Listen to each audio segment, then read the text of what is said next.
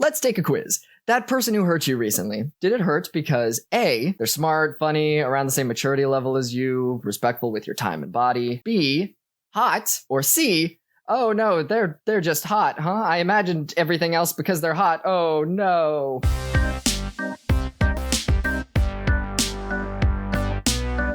Romantic attraction versus falling in love with the idea of someone. That's a sticky subject, huh? It's something that humans have struggled with forever, because of course we do. We want to see the best in people. We want to see someone that we are compatible with. And sometimes feeling something for someone is just us projecting. I have been on both sides of this terrible, terrible coin. I fell in love with people way too easily in the past. My self-esteem was low and I was just happy that someone was paying attention to me. And on the other side, people have been quote unquote falling in love with me for years, just trying to mold me into the shape that they want. Like I am PlayDoh and they are someone who is very bad at playing with PlayDoh, which is also, it's for ages like 5 and under, maybe above. Don't give Play-Doh to a 1-year-old. My point is, if you suck at playing with Play-Doh, what can you do? This is where the Ramona flowers, the 500 Days of Summer, the manic pixie dream girl things come from. You can do it to a guy, you can do it to a non-binary person.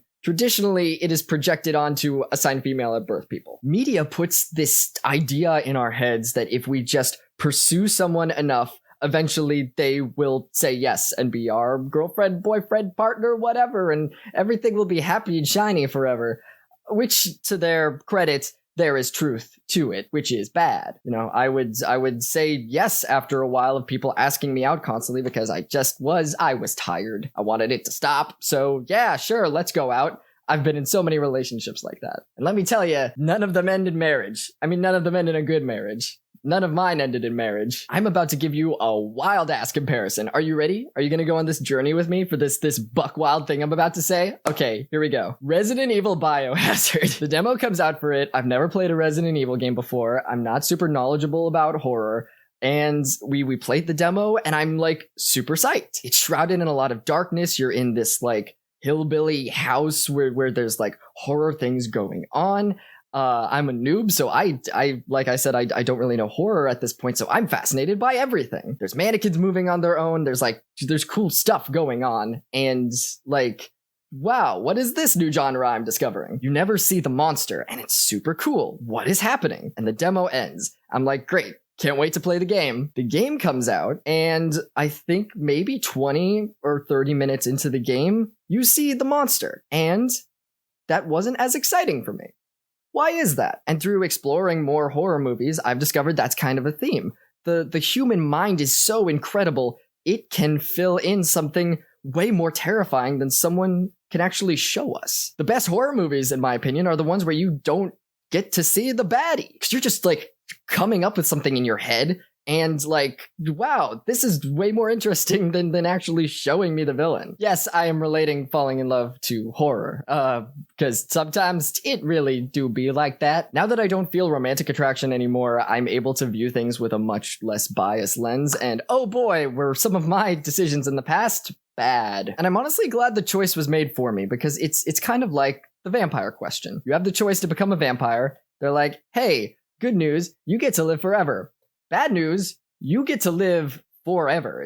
Do you want that? You live forever. You know what that means. Forever. Forever, forever. Forever, ever. Forever, ever. And then he started singing. It was a weird transformation. I was getting turned into a vampire, and then I looked up and I was like, outcast? And I don't think I would take that. I don't think I would live forever if you gave me that choice. Having romantic attraction taken away from me, I didn't get the choice. It just happens because of hormones. But I'm so much happier now. I really enjoy just casually dating and like forming close friendships with people, and that's like my highest level of stuff, because as we've been talking about before, sometimes we don't know if we are actually attracted to someone or not. But I assumed that I just wouldn't have to deal with this anymore because, you know, I don't feel romantic attraction. I don't have to deal with falling in love with the idea of someone, right? Because that's gone. Haha, I'm a dipshit. Nope, this is a thing forever. You can fall in love with the idea of someone platonically, which I am discovering recently. There are so many friendships in my life where I am giving my all to someone and it's just not reciprocated. You want to make sure you're not giving your all to someone without being respectful of your time and your feelings. So here's a quiz to give yourself if you are thinking maybe, am I in one of these one-sided friendships? Question 1. If you didn't hit them up, how often would you really hang out? I have a lot of friends where I'm the first one to engage conversation. I'm the first one to be like, hey, let's hang out. Let's go. Let's drink a thing. Let's drink an alcohol. Because that's how adults talk. I'm an adult. Let's do adult things. Let's go to the movies. Let's go in a room and fight each other. What do humans do? I haven't interacted with a human friend in a while. Let's watch each other drink milk. I have friends. Question 2. Do you have conversations, or are they just waiting for their next opportunity to talk? I am very guilty of this because in the past, I have been that person where I'm just so in my own head, I don't realize that I'm not letting someone else talk. I ask how they're doing is kind of a formality, but I don't really care. I'm here to talk about my shit. Question 3. Have they done something that genuinely surprised you in a bad way? Sometimes we mold this idea of what this person is and their interests and stuff, and then they'll do something that's very backstabby or something very ooh, I didn't expect that person to do that. Being rude to a waiter is always the thing that just, I'm nope, can't, I didn't know you at all.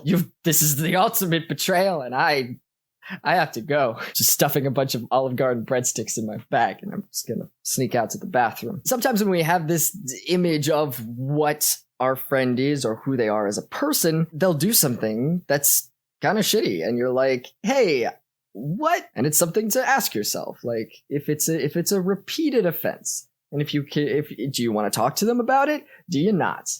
These are all questions you can ask yourself, and it's all your drama and all your baggage, and I don't have to deal with it, but I can at least give you the tools to deal with it, because I'm dealing with my own stuff. If you're putting more into a relationship, whether that's platonic or romantic or sexual or whatever, that they're not, that's not okay, and maybe you should have a conversation. I think the world would be better if we all just talked. Open, honest communication is it's a thing. We should all do it. We should also all be in therapy. These are subjects for another video. Here I am with my radical views. Jesse's on a fucking tangent again. We need to legalize sex work to make it safer and better for everyone involved.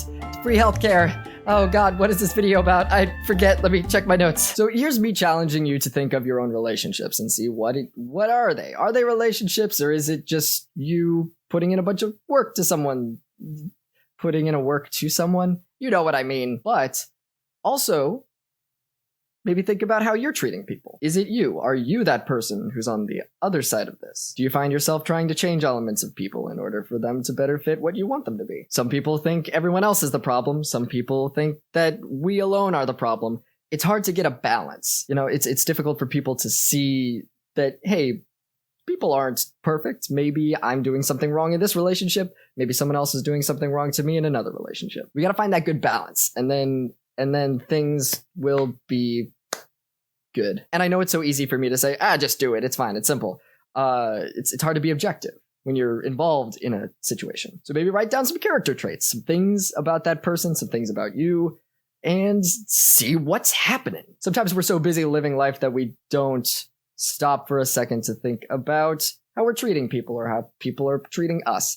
So there's my challenge for you. Just go do it. I've wanted to make this video for a while of, romantic attraction versus falling in love with the idea of someone. And usually I start videos and don't know the point of them, but I hope that this made a point of some kind. So yeah, don't project, treat people good, buy gold, free healthcare.